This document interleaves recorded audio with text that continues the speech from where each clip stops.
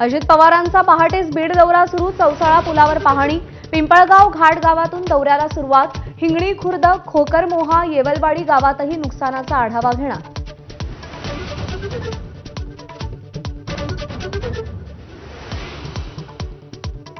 उपमुख्यमंत्री अजित पवारांसह मंत्र्यांची आजही अतिवृष्टीग्रस्त भागाची पाहणी।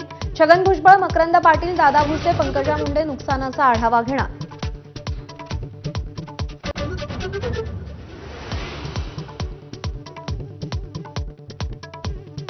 मराठवाड्यावर अस्मानी संकट आणखी गडद होणार। बंगालच्या उपसागरात कमी दाबाच्या क्षेत्रामुळे राज्यात सगळ्या भागात धुवाधार पावसाचा इशारा।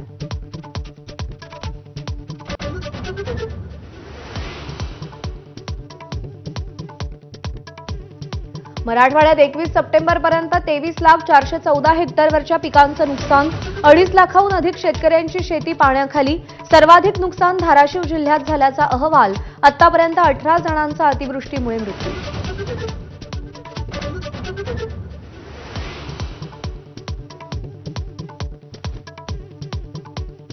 सत्ताधाऱ्यांपाठोपाठ आज विरोधकही बांधावर पोहोचणार। संभाजीनगरमध्ये काँग्रेस प्रदेशाध्यक्ष हर्षवर्धन सपकाळ यांच्याकडून पाहणी, तर उद्धव ठाकरेही आज मराठवाड्यात भेट देणार।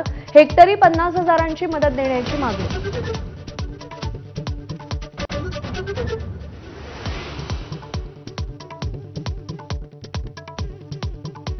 सर्व निकष बाजूला ठेवून शेतकऱ्यांना सरसकट मदत करणार। संकटातील बळीराजासाठी मुख्यमंत्र्यांची मोठी घोषणा। ड्रोनचे पंचनामेही ग्राह्य धरणार। मुख्यमंत्र्यांकडून सोलापूर, लातूरमध्ये पाहणी।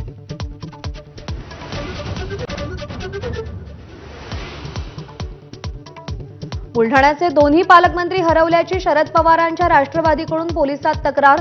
जिल्ह्यात शेतकऱ्यांना मदतीची अपेक्षा असताना पालकमंत्री ढुंकूनही पाहत नसल्याची ओरड।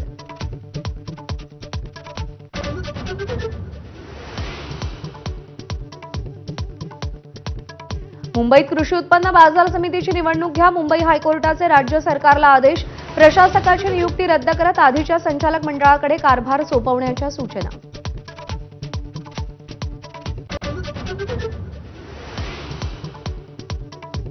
अग्निप्राईम क्षेपणास्त्राची प्रथमच रेल्वेवरून यशस्वी चाचणी। अग्निप्राईम 2000 किलोमीटरवरच्या लक्ष्याचा वेध घेतं। संरक्षण मंत्र्यांकडून डीआरडीओच्या शास्त्रज्ञांचं अभिनंदन।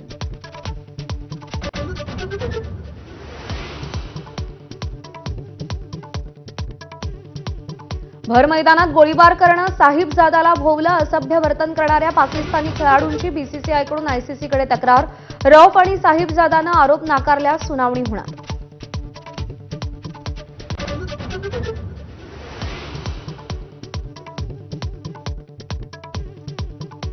आशिया कप क्रिकेट स्पर्धेत अपराजित राहत भारताचा अंतिम फेरीत प्रवेश। काल सुपर 4मध्ये बांगलादेशवर 41 धावांनी विजय। अभिषेक शर्माच्या आक्रमक 75 धावा। उद्या भारताचा मुकाबला श्रीलंकेशी।